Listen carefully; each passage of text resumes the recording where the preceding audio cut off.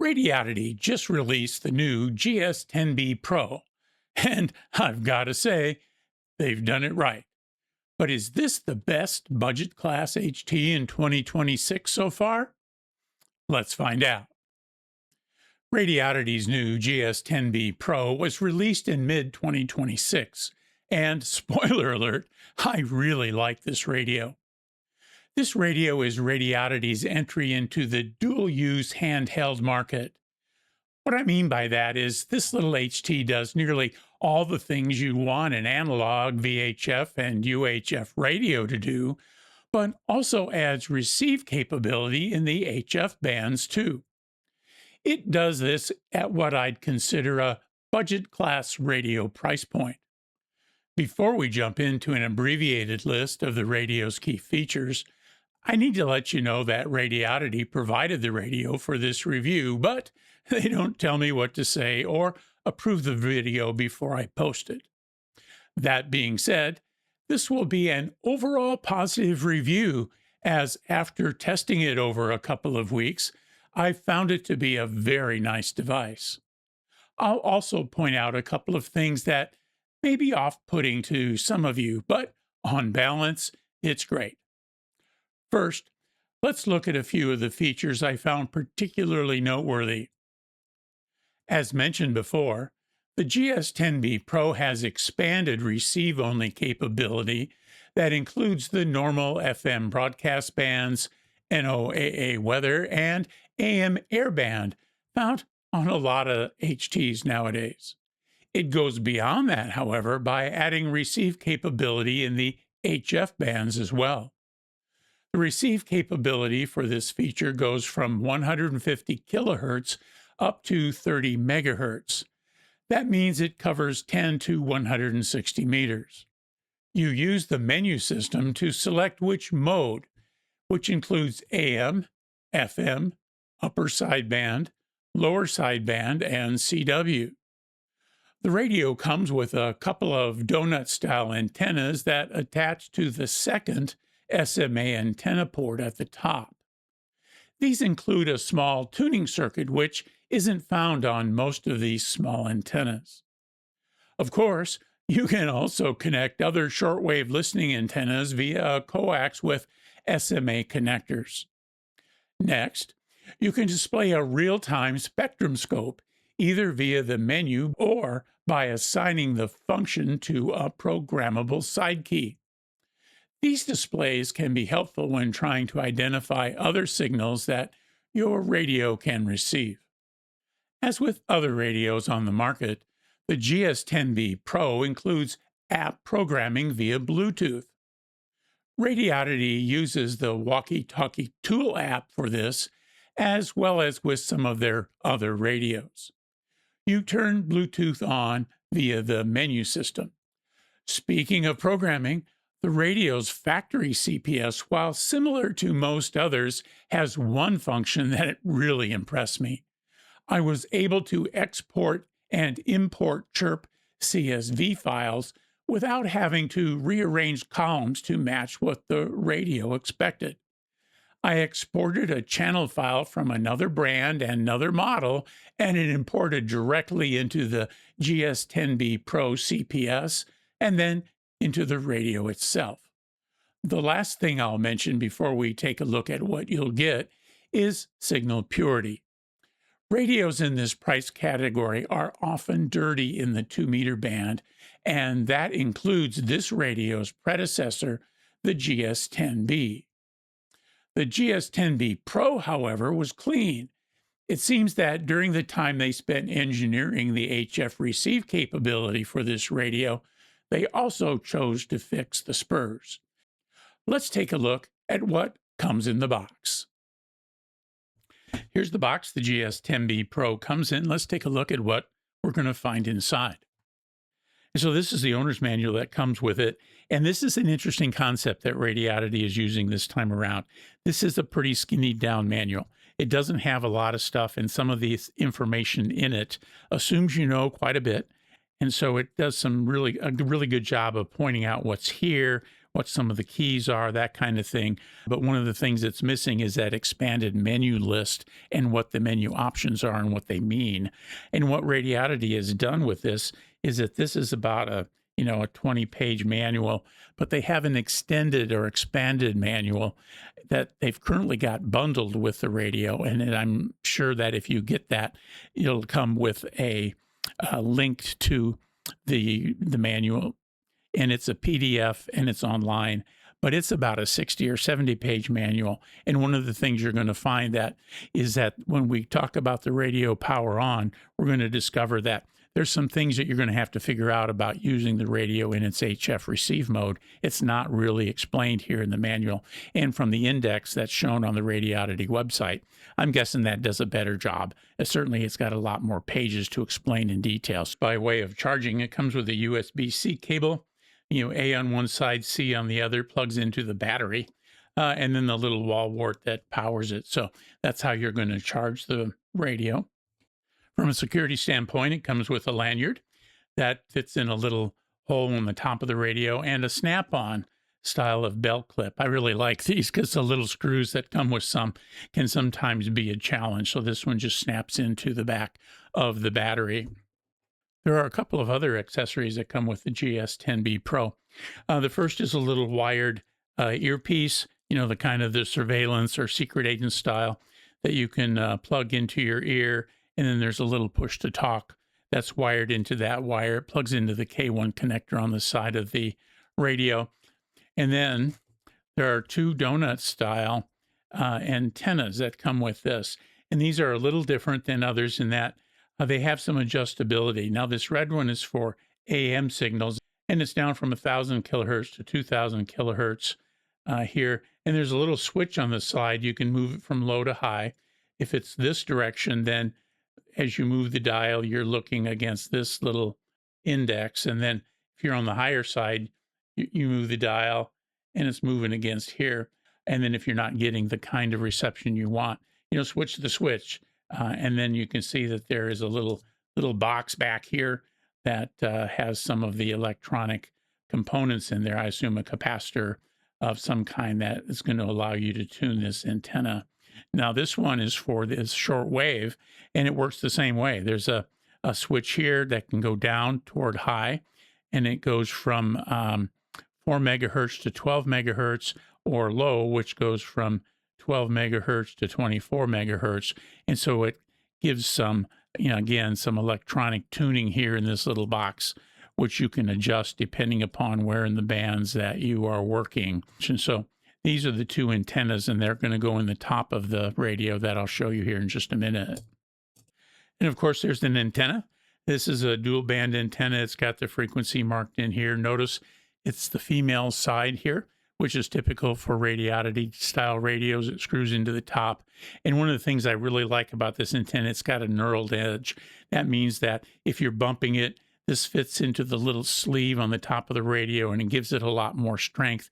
Not to mention the fact that it's beveled or diamond, if you will, and so it's easier to grab onto when you're putting it on the radio itself.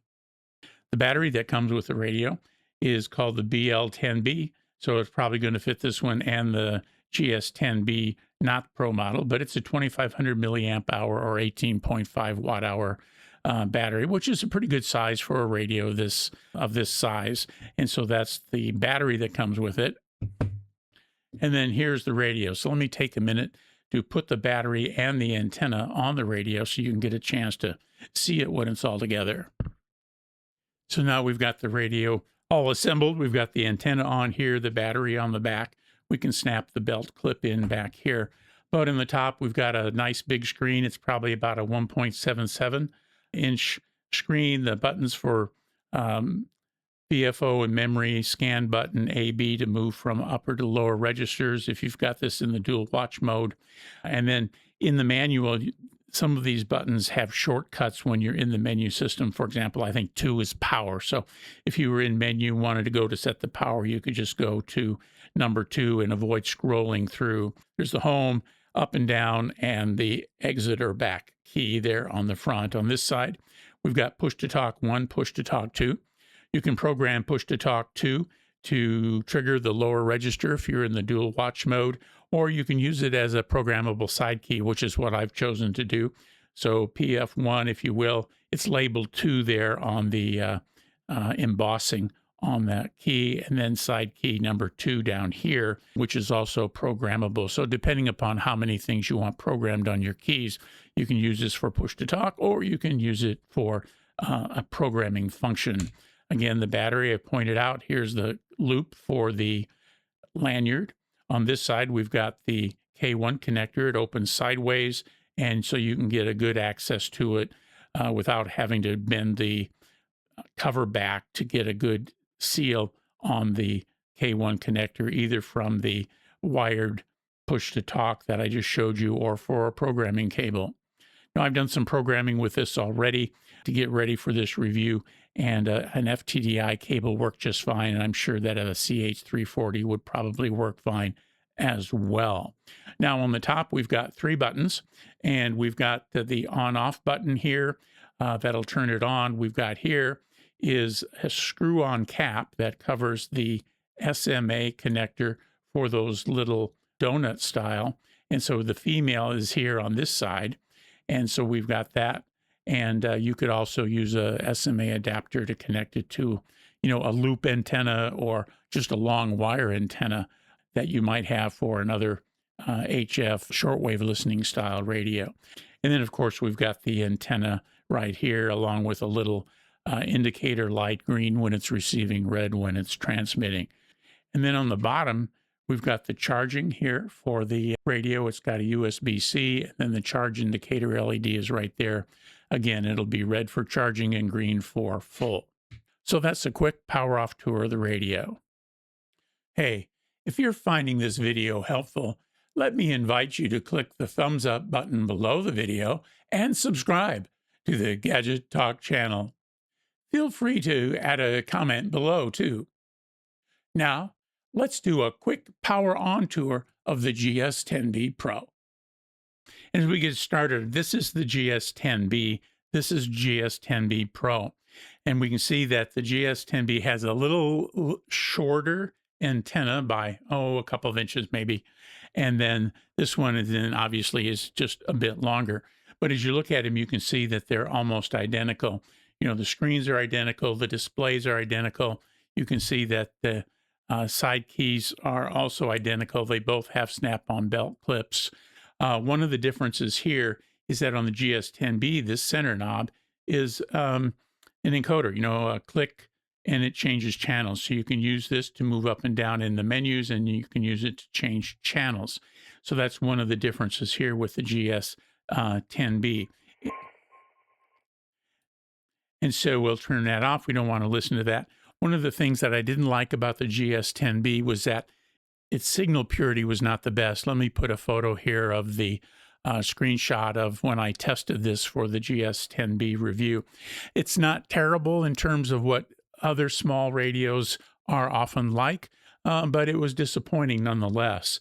This radio, as we're going to see in a minute, solved that problem, and that is so cool to have a radio at this price point, this quality, and then a clean signal to boot. Now, signal doesn't matter to some of you, but it does to me, and this is one that I'm really excited about using and having because of the fact that it solved the problem of the spurious signals in especially the 2-meter band.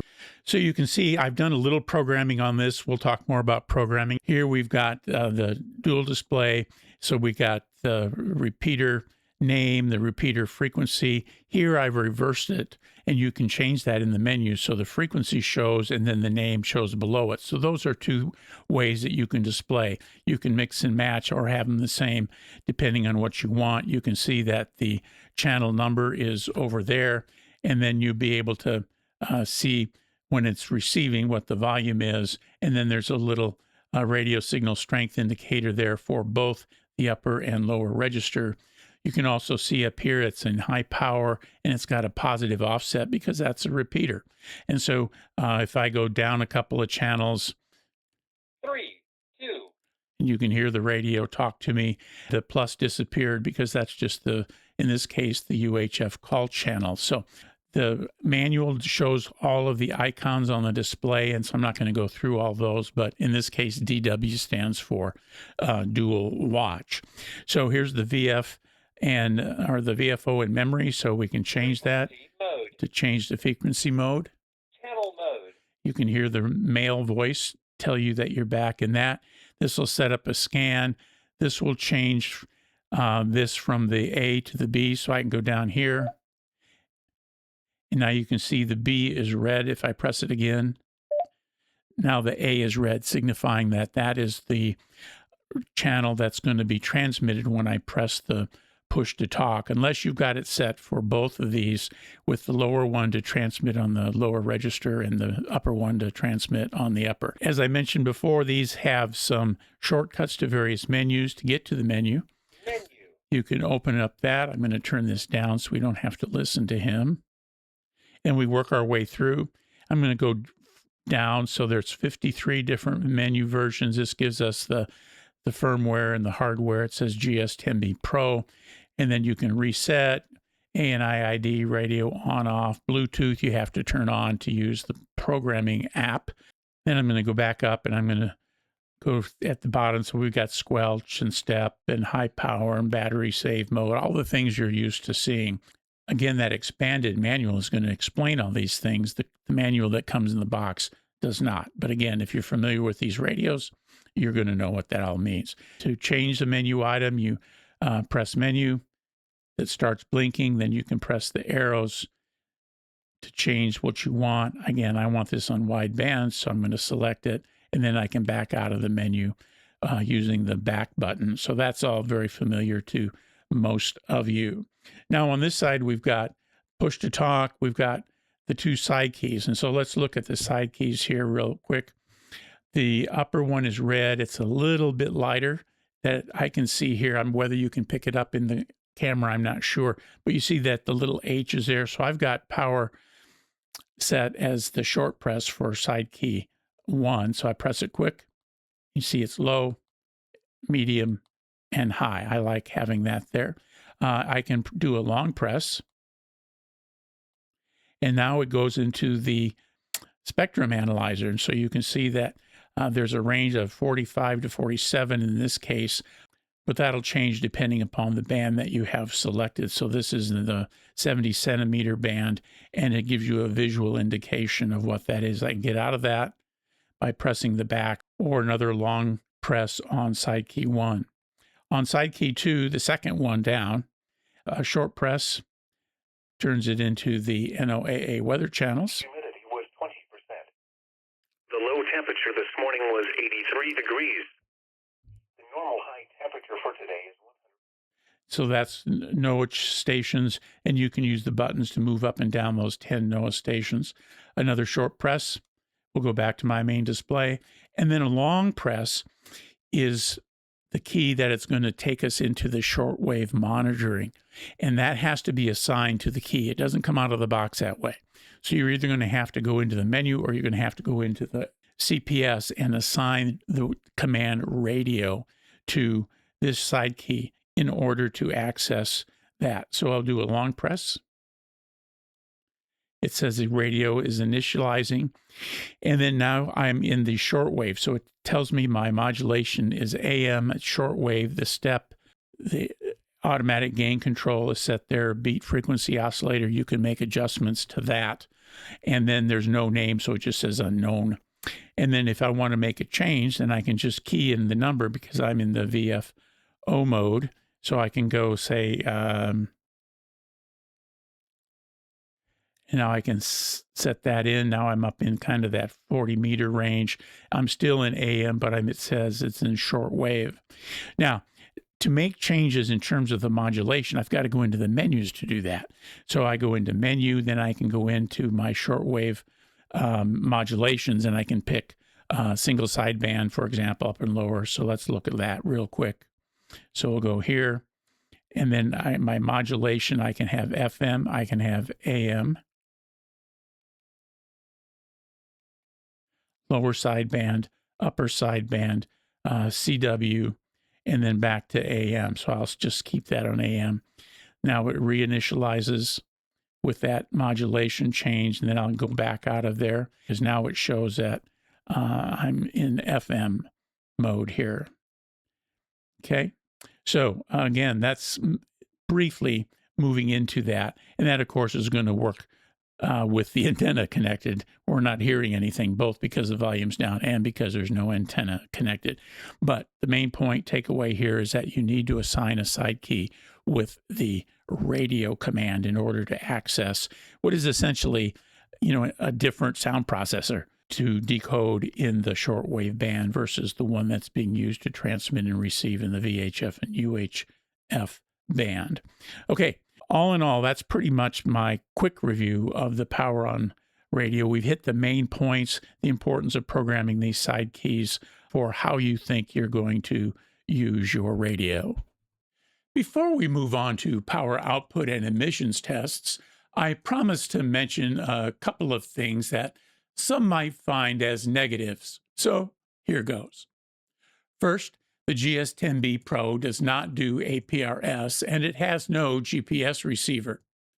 At this price point, there are a few radios that do, but it's still worth mentioning. Next, I really like how some newer radios have segmented their radio menus into groupings that makes getting to a menu item a bit quicker. Unfortunately, the GS10B Pro has a single menu with 53 items. Everything you need is there, but you'll have to do a bit of scrolling to get to specific items. Okay, let's jump into a couple of measurement tests. So let's look at the power output of the GS10B Pro here. I'm on the VHF call. I'm going into this little power meter, and on the back there's a dummy load. So let's see, VHF frequency, the 2 meter range we're looking at on high power. And right about 6 watts. We'll do our little power change thing here. We got medium power, 3.5, and on low power, 1.7. So that's pretty typical for a radio advertising itself as 8 watts, more than the typical 5 watt radio, but a little bit less than what's advertised. Now let's go to UHF, see what we get there.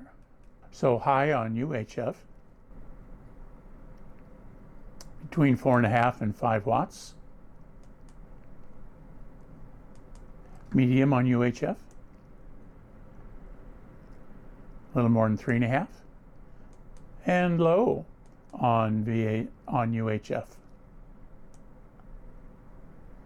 1.5 watts. So that's the power output of the GS10B Pro. Okay, so now I've got my tiny SA Ultra out here, and I've configured this to measure harmonics. The little blue line is minus 16.02 dB, which corresponds to 25 microwatts. These little vertical lines are, the increments up from the harmonic that I have specified, or the primary signal, in this case, VHF call, which is 146.52. So I'm going to press the push to talk. We'll watch this build, and so we'll be looking at what this looks like in terms of spurious emissions. So here we go. The radio is on high power right now. And that's really amazing. There is nothing down there. It is a completely clean signal. I am just so delighted with Radioddity for producing a radio that has this kind of output at this price point. The $300 walkie-talkies often look like this. The $25 almost never do. And this one, with its bundle at about $65, $69, that's a bargain in terms of value for me, because this is an important measure. So, clean radio. Here are a couple of audio clips. These include some from several of the frequency bands captured by the GS10B Pro. Test, test, test, test. Transmit test on the GS10B Pro. Test, test, test. 1, 2, 3. Test, test, test, test. Receive test on the GS10B Pro. Test, test, test. Test, test. Recommend RT systems for everything, and I've got them for almost all of my radios that are available anyway. West, inbound full stop, with Alpha. Alright, right traffic 5 right, 217 Charlie Charlie. Yeah, we are a 182, 217 Charlie Charlie. At the zone, 3 hours, 48 minutes. Coordinated universal time.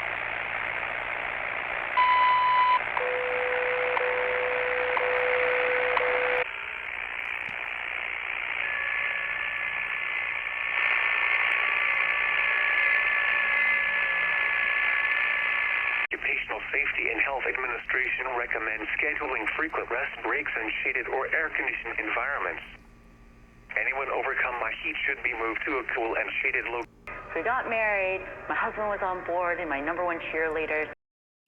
Let's wrap this up with a couple of screenshots and comments about the programming app and factory CPS. The Walkie-Talkie Tool app is easy to use and is available from your phone's app store. You turn on the radio's Bluetooth and connect to the app. You then read from the radio, and then you can access the channels and set the channel's variables, including channel name, frequencies, desired power output, and so forth.